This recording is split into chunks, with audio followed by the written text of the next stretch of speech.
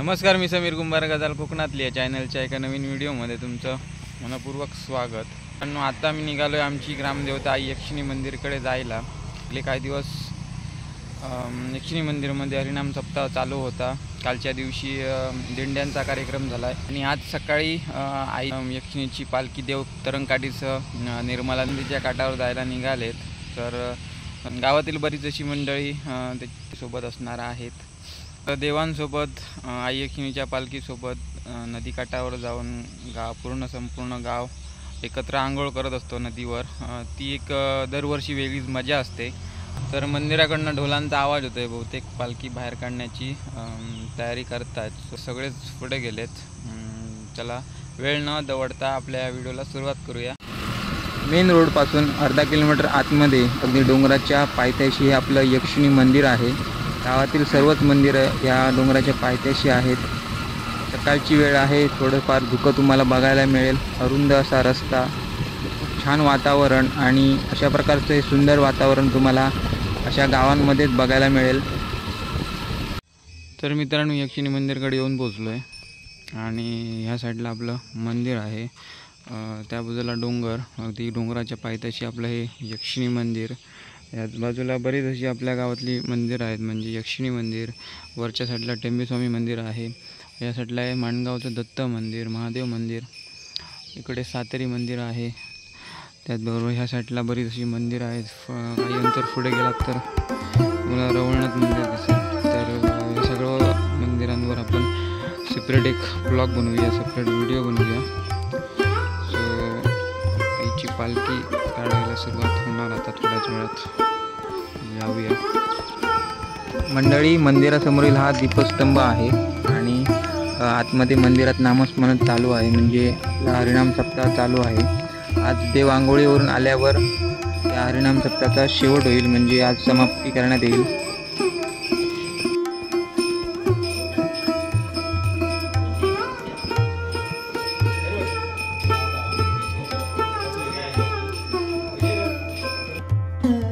समोर आपल्या देवी यक्षिणीची पालखी आहे. आता तरंग घेऊन देव अवसार काढले जातील आणि त्यानंतर देवीची उत्सव मूर्ती या पालखीमध्ये बसवली जाईल. ढोल ताशाच्या आवाजात देव तरंगकाठी पालखीसह विणा हातामध्ये घेऊन संपूर्ण गाव आपल्या निर्मला नदीकाठावर जायला प्रस्थान करेल.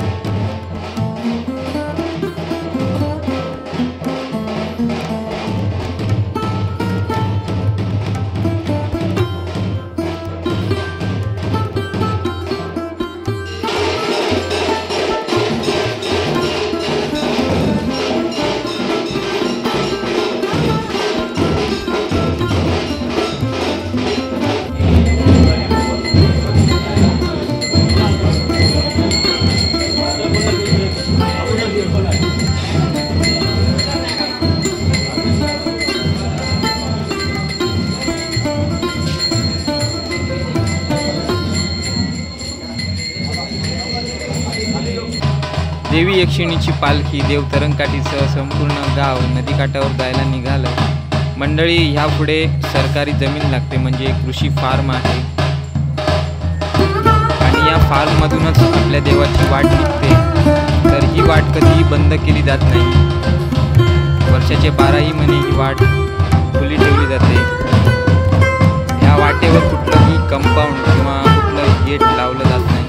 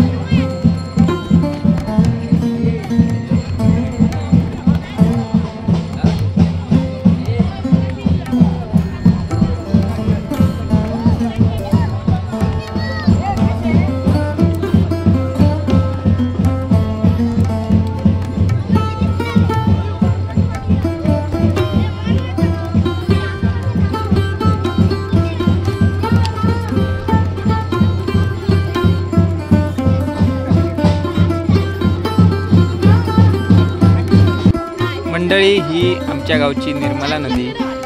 देवी यक्षिणीची पालखी देवतरंगकाठीसह संपूर्ण गाव या नदी काठी येऊन पोहोचलेत. समोर आहे देवाची कोंड, या बाजूला देवांचे खांब आहेत, तिथे देवीची पालखी आहे. आता थोड्या वेळात देवांची आंघोळ होईल आणि त्यानंतर संपूर्ण गाव या नदीमध्ये आंघोळ करून घेईल.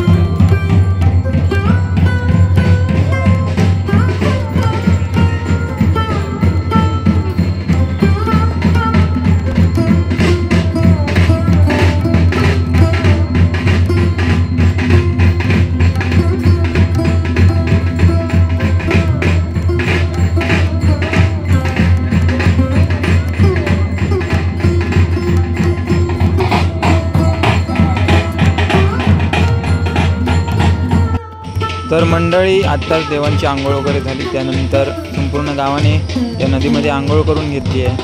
तर देवतरंगकाठीसह पुन्हा एकदा आई यक्षिणीची पालखी मंदिराकडे जायला निघाली आहेत. तर वाटेमध्ये जाता जाता आई यक्षिणीची ओट्या भरण्याचा कार्यक्रम होईल, त्यानंतर 1-2 ठिकाणी विश्रांती होईल आणि ती विश्रांती झाल्यानंतर पुन्हा एकदा मंदिराच्या दिशेने देव जातील.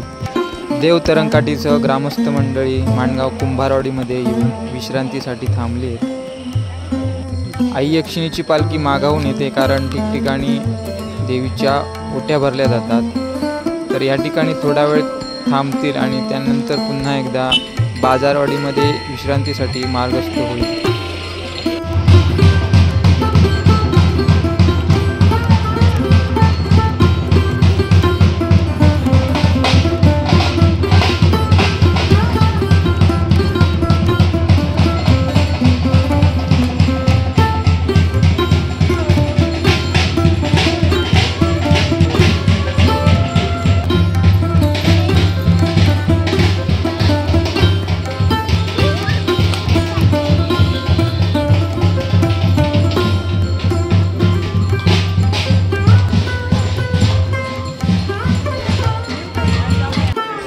कुंभारवाडीमधनं देवतरणकाठी या यक्षिणीची पालखी आणि संपूर्ण गाव निघाल्यानंतर पुन्हा एकदा बाजारवाडीमध्ये विश्रांतीसाठी थांबलंय। तर मंडळी, इकडे यक्षिणीच्या ओट्या भरण्याचा कार्यक्रम होईल। अगदी समोर आहे मारुती मंदिर बाजारवाडीमधलं। ते ओट्या वगैरे भरून झाल्या की पुन्हा एकदा देवतरणकाठीसह पूर्ण गाव मंदिराकडे जायला रवाना होईल।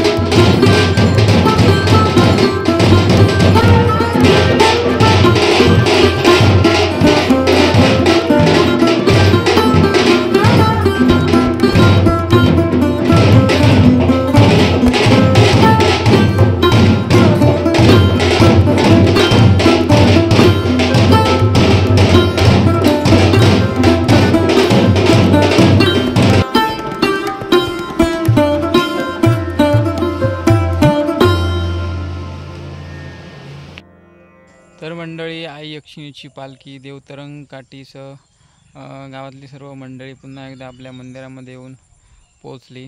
तर कोकणात प्रत्येक गावांमध्ये अशा प्रकारच्या ज्या ग्रामदेवता असतात त्या ग्रामदेवतांच्या पालखी सोहळा साजरा केला जातो. वर्षानुवर्ष हा जो धार्मिक कार्यक्रम आहे तो प्रत्येक गावांमध्ये वेगवेगळ्या पद्धतीने केला जातो आणि कोकणातली एक आपली संस्कृती आहे. त्याच नवनवीन कोकणातल्या गजाली मी तुमच्यापर्यंत गजाल कोकणातली या चॅनलच्या मार्फत पोचवत राहीन. व्हिडिओला लाईक करा, शेअर करा. चॅनलवर जर नवीन असाल तर चॅनलला सबस्क्राईब करा. भेटूया नवीन एका व्हिडिओमध्ये. तोपर्यंत tata, bye bye, take care, काळजी घ्या.